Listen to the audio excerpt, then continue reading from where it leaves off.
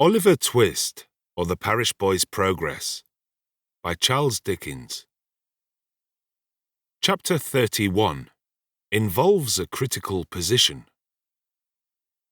"Who's that?" inquired Brittles, opening the door a little way with the chain up and peeping out, shading the candle with his hand. "Open the door," replied a man outside.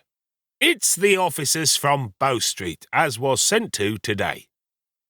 Much comforted by this assurance, Brittles opened the door to its full width and confronted a portly man in a greatcoat, who walked in without saying anything more and wiped his shoes on the mat as coolly as if he lived there. "Just send somebody out to relieve my mate, will you, young man?" said the officer. "He's in the gig, a-minding the prad. Have you got a coaches here that you could put it up in for 5 or 10 minutes? Brittles replying in the affirmative and pointing out the building, the portly man stepped back to the garden gate and helped his companion to put up the gig, while Brittles lighted them in a state of great admiration. This done, they returned to the house, and being shown into a parlour, took off their greatcoats and hats, and showed like what they were. The man who had knocked at the door was a stout personage of middle height, aged about 50, with shiny black hair, cropped pretty close, half-whiskers, a round face, and sharp eyes. The other was a red-headed, bony man in top boots, with a rather ill-favoured countenance and a turned-up, sinister-looking nose. "Tell your governor that Blathers and Duff is here, will you?" said the stouter man, smoothing down his hair and laying a pair of handcuffs on the table. "Oh, good evening, master. Can I have a word or two with you in private, if you please?" This was addressed to Mr. Losberne, who now made his appearance. That gentleman, motioning Brittles to retire, brought in the two ladies and shut the door. "This is the lady of the house," said Mr. Losberne, motioning towards Mrs. Maylie. Mr. Blathers made a bow. Being desired to sit down, he put his hat on the floor, and taking a chair, motioned to Duff to do the same. The latter gentleman, who did not appear quite so much accustomed to good society, or quite so much at his ease in it, one of the two, seated himself, after undergoing several muscular affections of the limbs, and the head of his stick into his mouth with some embarrassment.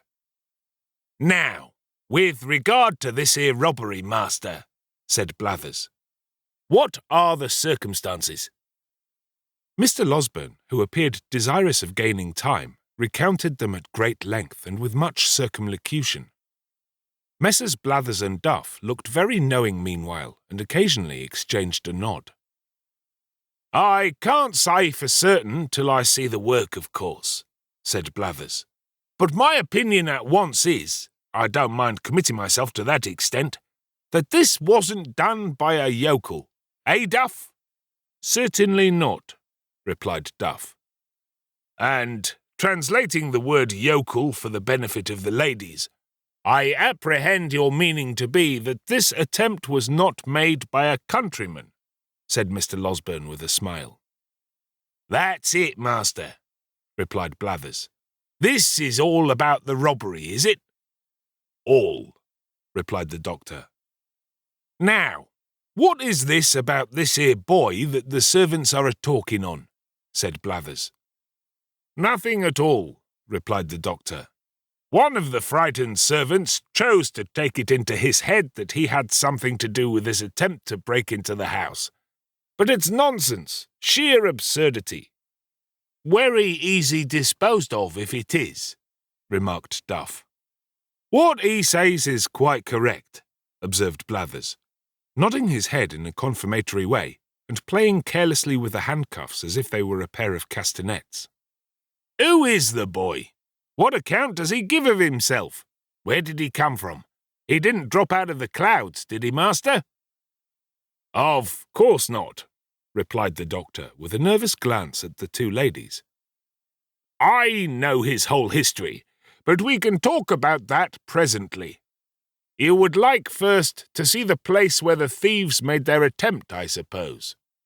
"Certainly," rejoined Mr. Blathers. "We had better inspect the premises first and examine the servants afterwards. That's the usual way of doing business." Lights were then procured, and Messrs. Blathers and Duff, attended by the native constable, Brittles, Giles, and everybody else in short, went into the little room at the end of the passage and looked out at the window, and afterwards went round by way of the lawn and looked in at the window, and after that had a candle handed out to inspect the shutter with, and after that a lantern to trace the footsteps with, and after that a pitchfork to poke the bushes with. This done, amidst the breathless interest of all beholders, they came in again, and Mr. Giles and Brittles were put through a melodramatic representation of their share in the previous night's adventures, which they performed some 6 times over, contradicting each other in not more than one important respect the first time, and in not more than a dozen the last. This consummation being arrived at, Blathers and Duff cleared the room and held a long council together, compared with which, for secrecy and solemnity, a consultation of great doctors on the knottiest point in medicine would be mere child's play. Meanwhile, the doctor walked up and down the next room in a very uneasy state, and Mrs. Maylie and Rose looked on with anxious faces. "Upon my word," he said, making a halt after a great number of very rapid turns, "I hardly know what to do." "Surely," said Rose, "the poor child's story, faithfully repeated to these men, will be sufficient to exonerate him." "I doubt it, my dear young lady," said the doctor, shaking his head. "I don't think it would exonerate him either with them or with legal functionaries of a higher grade. What is he, after all, they would say? A runaway, judged by mere worldly considerations and probabilities. His story is a very doubtful one." "You believe it, surely," interrupted Rose. "I believe it, strange as it is, and perhaps I may be an old fool for doing so," rejoined the doctor. "But I don't think it is exactly the tale for a practical police officer, nevertheless." "Why not?" demanded Rose. "Because, my pretty cross-examiner," replied the doctor, "because, viewed with their eyes, there are many ugly points about it. He can only prove the parts that look ill and none of those that look well. Confound the fellows! They will have the why and the wherefore, and will take nothing for granted. On his own showing, you see, he has been the companion of thieves for some time past. He has been carried to a police officer on a charge of picking a gentleman's pocket. He has been taken away forcibly from that gentleman's house to a place which he cannot describe or point out, and of the situation of which he has not the remotest idea. He is brought down to Chertsey by men who seem to have taken a violent fancy to him, whether he will or no, and is put through a window to rob a house. And then, just at the very moment when he is going to alarm the inmates, and so do the very thing that would set him all to rights, there rushes into the way a blundering dog of a half-bred butler and shoots him, as if on purpose to prevent his doing any good for himself. Don't you see all this?" "I see it, of course," replied Rose, smiling at the doctor's impetuosity. "But still I do not see anything in it to criminate the poor child." "No," replied the doctor, "of course not. Bless the bright eyes of your sex. They never see, whether for good or bad, more than one side of any question, and that is, always, the one which first presents itself to them." Having given vent to this result of experience, the doctor put his hands into his pockets and walked up and down the room with even greater rapidity than before. "The more I think of it," said the doctor, "the more I see that it will occasion endless trouble and difficulty if we put these men in possession of the boy's real story. I am certain it will not be believed, and even if they can do nothing to him in the end, still the dragging it forward and giving publicity to all the doubts that will be cast upon it must interfere materially with your benevolent plan of rescuing him from misery." "Oh, what is to be done?" cried Rose. "Dear, dear, why did they send for these people?" "Why, indeed?" exclaimed Mrs. Maylie. "I would not have had them here for the world." All I know is, said Mr. Losberne at last, sitting down with a kind of desperate calmness, that we must try and carry it off with a bold face. The object is a good one, and that must be our excuse. The boy has strong symptoms of fever upon him, and is in no condition to be talked to any more. That's one comfort. We must make the best of it, and if bad be the best, it is no fault of ours. Come in. Well, master, said Blathers, entering the room followed by his colleague and making the door fast before he said any more. This warn't a put-up thing. And what the devil's a put-up thing? Demanded the doctor impatiently. We call it a put-up robbery, ladies, said Blathers, turning to them as if he pitied their ignorance, but had a contempt for the doctors. When the servants is in it. Nobody suspected them in this case, said Mrs. Maylie. Very likely not, ma'am, replied Blathers, but they might have been in it for all that. More likely on that very account, said Duff. We find it was a town hand, said Blathers, continuing his report, for the style of work is first-rate. Very pretty indeed it is, remarked Duff in an undertone. There was 2 of 'em in it, continued Blathers, and they had a boy with them. That's plain from the size of the window. That's all to be said at present. We'll see this lad that you've got upstairs at once, if you please. Perhaps they will take something to drink first, Mrs. Maylie, said the doctor, his face brightening as if some new thought had occurred to him. Oh, to be sure, exclaimed Rose eagerly. You shall have it immediately if you will. Why, thank you, miss, said Blathers, drawing his coat sleeve across his mouth. It's dry work, this sort of duty. Anything that's handy, miss. Don't put yourself out of the way on our accounts. What shall it be? Asked the doctor, following the young lady to the sideboard. A little drop of spirits, master, if it's all the same, replied Blathers. It's a cold ride from London, ma'am, and I always find that spirits comes home warmer to the feelings. This interesting communication was addressed to Mrs. Maylie, who received it very graciously. While it was being conveyed to her, the doctor slipped out of the room. Ah, said Mr. Blathers, not holding his wine-glass by the stem, but grasping the bottom between the thumb and forefinger of his left hand, and placing it in front of his chest. I have seen a good many pieces of business like this in my time, ladies. That crack down in the back lane at Edmonton, Blathers, said Mr. Duff, assisting his colleague's memory. That was something in this way, wasn't it? Rejoined Mr. Blathers. That was done by Conky Chickweed, that was. You always gave that to him, replied Duff. It was the family pet, I tell you. Conky hadn't any more to do with it than I had. Get out, retorted Mr. Blathers. I know better. Do you mind that time when Conky was robbed of his money, though? What a start that was. Better than any novel book I ever see. What was that? Inquired Rose, anxious to encourage any symptoms of good humour in the unwelcome visitors. It was a robbery, miss, that hardly anybody would have been down upon, said Blathers. This here Conky Chickweed. Conky means nosy, ma'am, interposed Duff.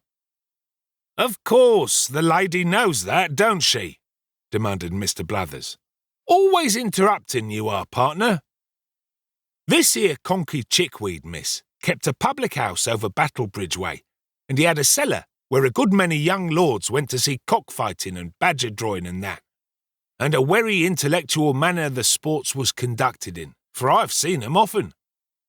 He warn't one of the family at that time, and one night he was robbed of 327 guineas in a canvas bag that was stole out of his bedroom in the dead of night by a tall man with a black patch over his eye, who had concealed himself under the bed, and after committing the robbery, jumped slap out of the window, which was only a story high.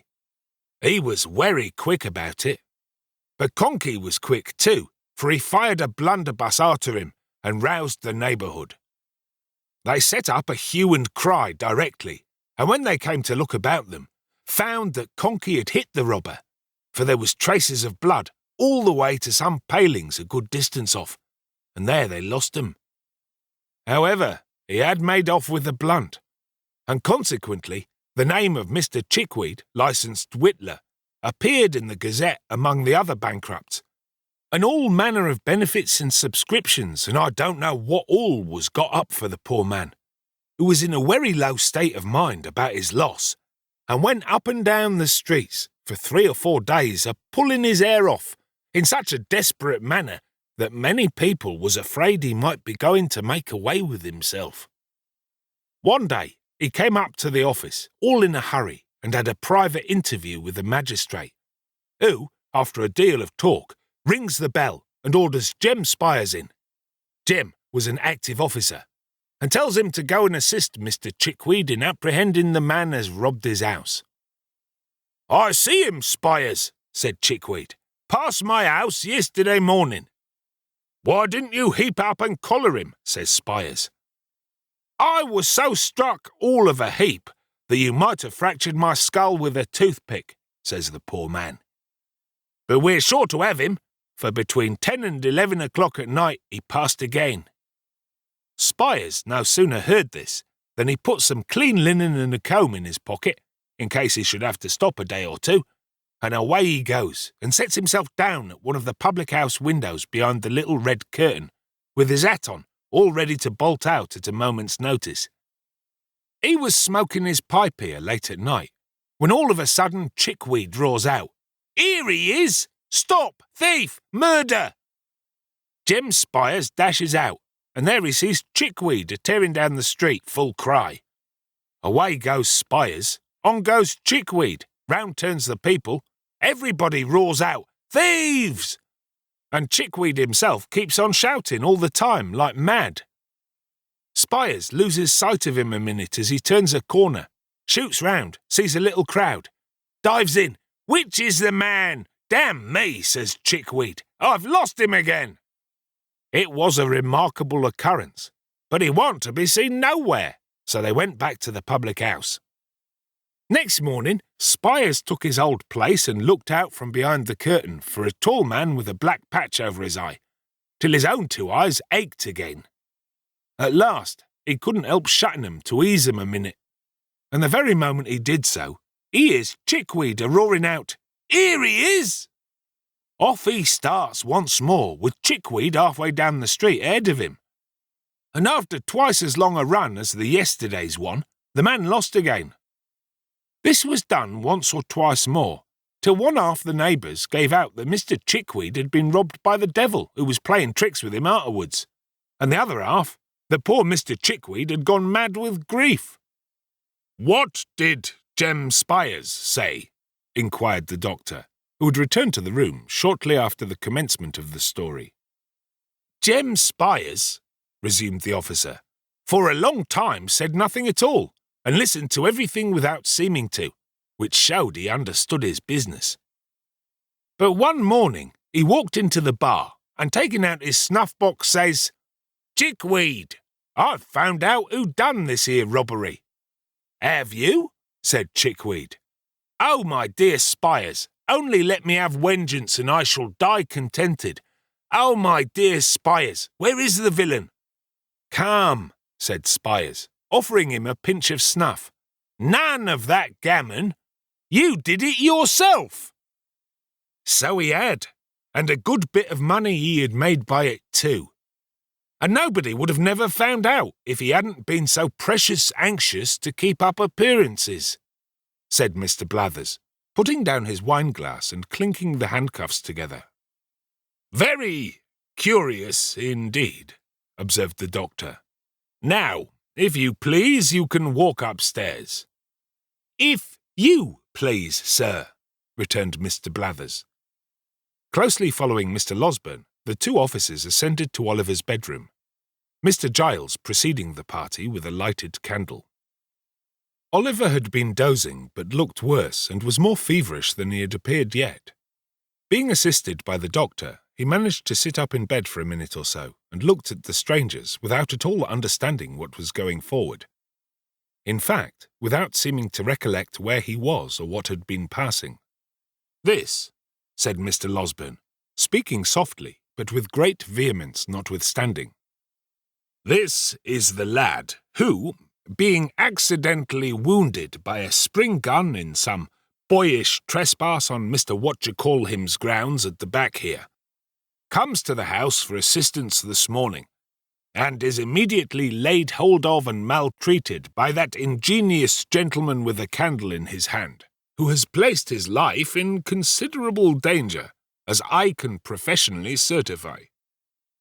Messrs. Blathers and Duff looked at Mr. Giles as he was thus recommended to their notice.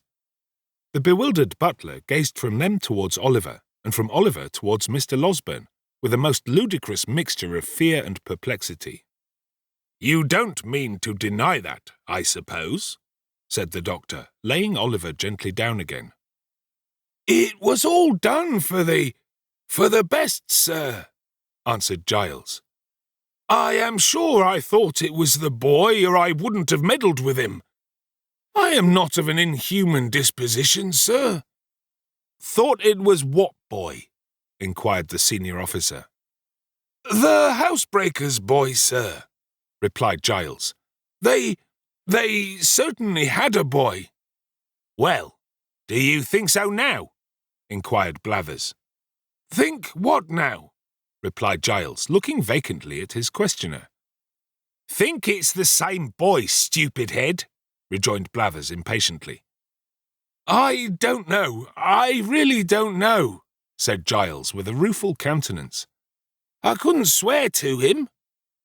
"What do you think?" asked Mr. Blathers.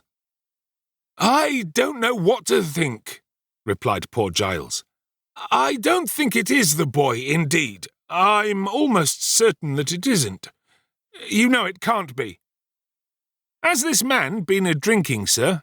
inquired Blathers, turning to the doctor. "What a precious muddle-headed chap you are," said Duff, addressing Mr. Giles with supreme contempt. Mr. Losberne had been feeling the patient's pulse during this short dialogue, but now he rose from the chair by the bedside and remarked that if the officers had any doubts upon the subject, they would perhaps like to step into the next room and have Brittles before them.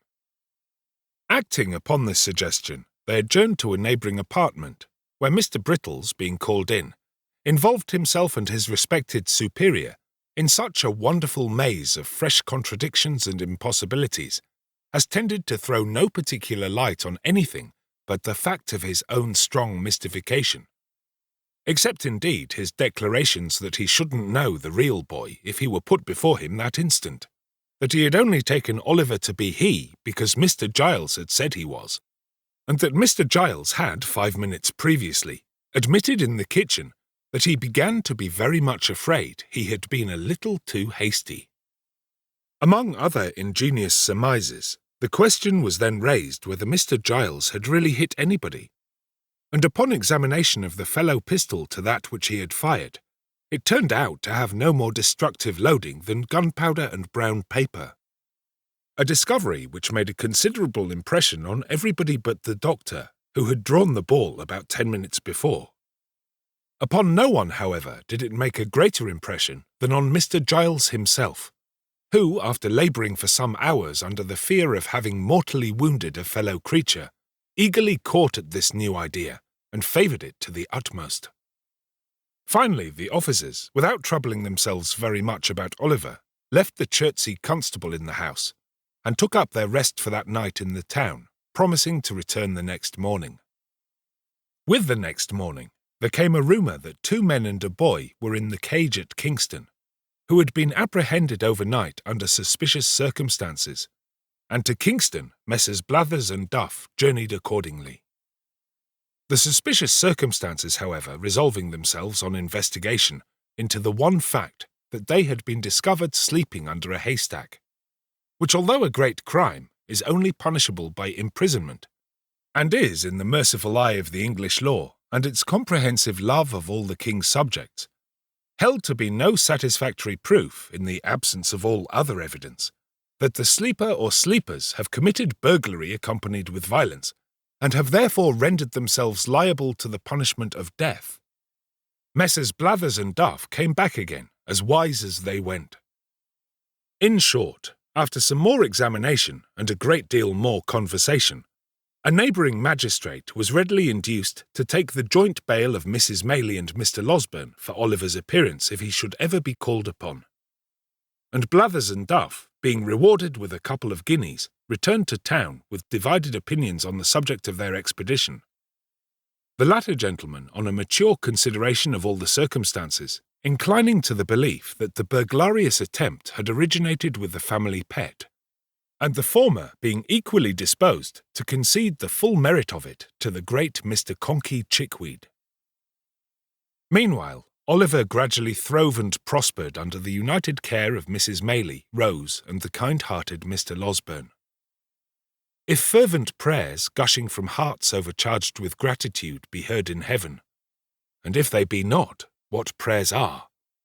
The blessings which the orphan child called down upon them sunk into their souls, diffusing peace and happiness.